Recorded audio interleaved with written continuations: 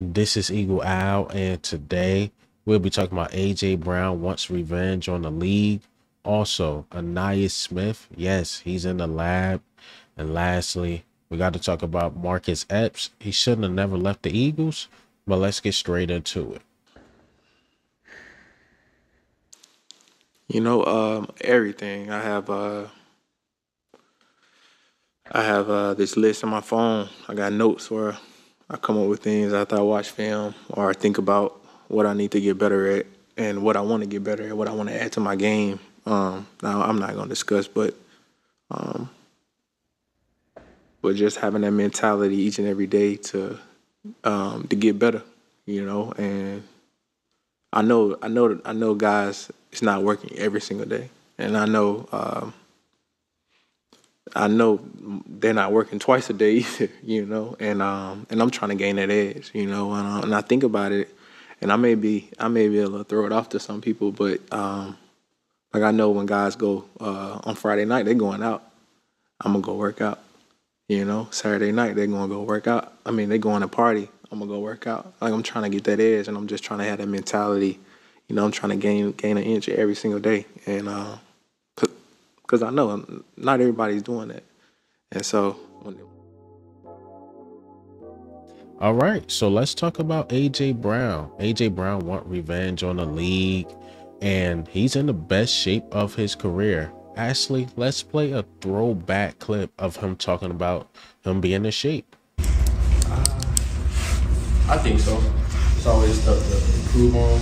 I'm always trying to get better at that. I like to say for myself, I can easily play 5 plays, but being effective for those 5 plays is a deal breaker for me.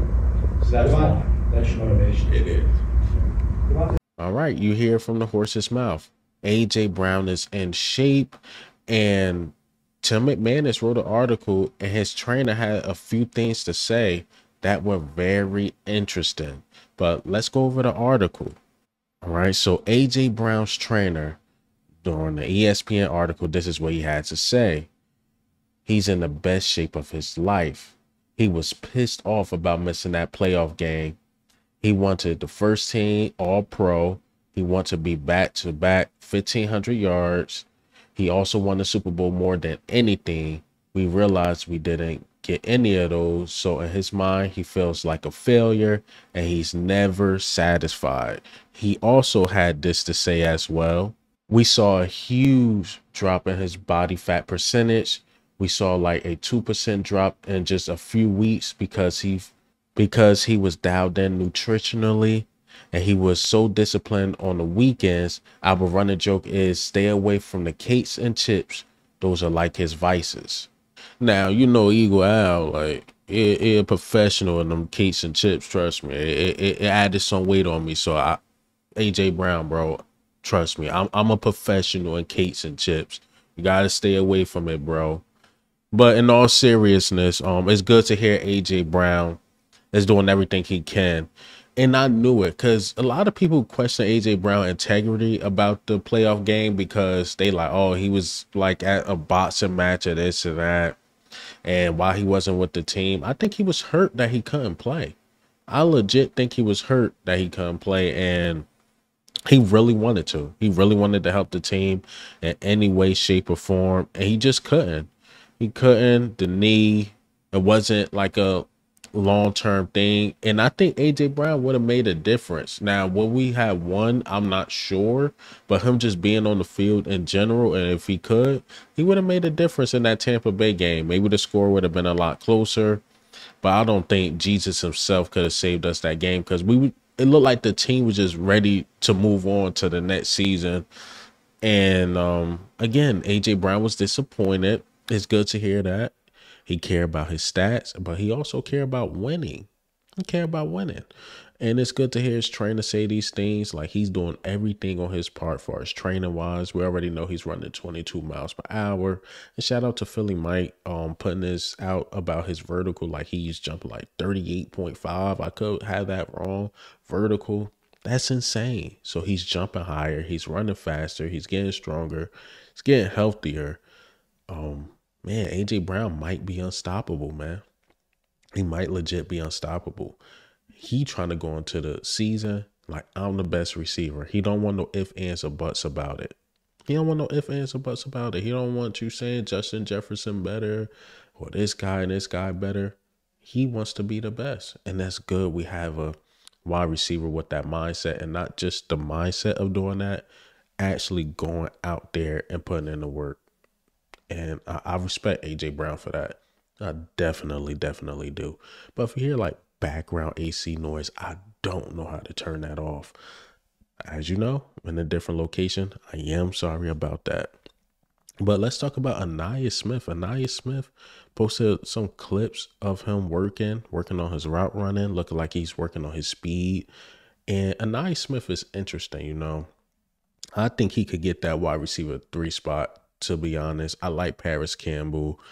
I like John Ross's comeback story, but Ainias Smith is an interesting guy because he's more of a guy. You didn't really hear his name with the shorts and shirts and this and that. But if we're doing tackling during training camp, he's going to be a guy to watch because, as I call AJ Brown, like a locomotive, this guy's like a fast bowling ball coming right at you. He's hard to get down.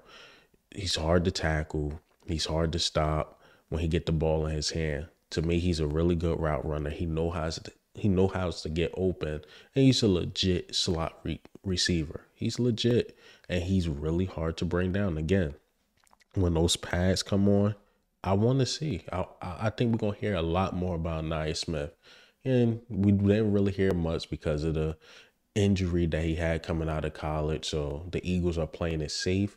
But I think once the end of July come and he's going to be healthy, he's going he's going to run a couple guys over. Sorry, defense, but I think he's going to do some of y'all a little dirty. I ain't gonna lie to you, man. Ainias Smith is like a strong dude, and I've been watching the college tape, and I see why. You know, a lot of us think he's like a smaller Debo Samuel. So yeah, work on the speed, work on the route running. You're in the NFL now. Don't slack off now. As Nick Sirianni said, come back in the best shape of your life. I think this is going to be a tough training camp. One of the toughest training camps we've seen in a long time.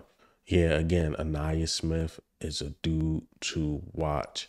All right, so Rob Ryan had a few things to get off his chest about the Eagles, and it's Rob Ryan. You know, he's talking about Marcus Epps, who I love. He was a personal favorite of mine. So I think Marcus Epps was like an underappreciated guy. And I even said like it wasn't underrated. Like he left. We kept Reed Blankenship really only, and we let CJ Gardner-Johnson and him leave. And I thought we was going to take a big hit, in which we did. But if you look at the numbers, Marcus Epps was not really better than Kevin Byard.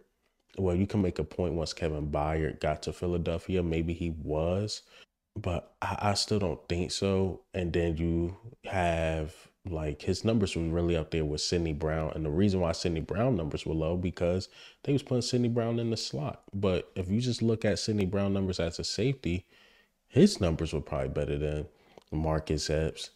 So I don't know what Rob Ryan's talking about, but this is exactly what he had to say about Marcus Epps and the Eagles. Marcus Epps is so much better than people think. The Eagles blame the 8 coordinators they had, but losing a great player like that really hurts your defense. Now, if he's talking about CJ Gardner-Johnson, sure.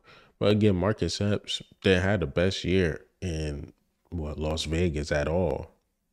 So I don't think Rob Ryan know who he's talking about. A lot of casuals, a lot of guys say that when they really don't watch the Eagles, or when you get into a debate like, oh, how y'all epic collapse this and that. I'm like, the coaching was bad.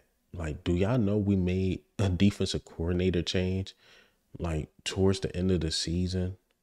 We don't know who was the offensive play caller between Nick Sirianni and Brian Johnson. We really don't know. It was just really bad coaching. But even with bad coaching, you still willed the way to win 11 games. To me, that's a really good thing. Now the coaching should be better. You got experience. You got Nick Sirianni a little out the way.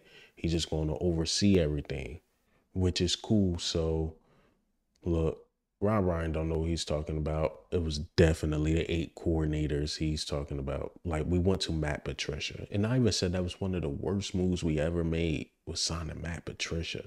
He sucked. And it showed. He sucks. He got the easier half of the schedule and couldn't adjust and couldn't do anything. We'll be fine. We'll be good. I have no idea what Rob Ryan's talking about. But hey, man, what do you think and how do you feel about the news today? A.J. Brown, best shape of his career. Stay away from the cakes and chips. Also, Anaya Smith, interesting guy to watch once the pads come on. And Marcus Epps. Do you actually agree with Rob Ryan? This is Eagle Al. I'm up.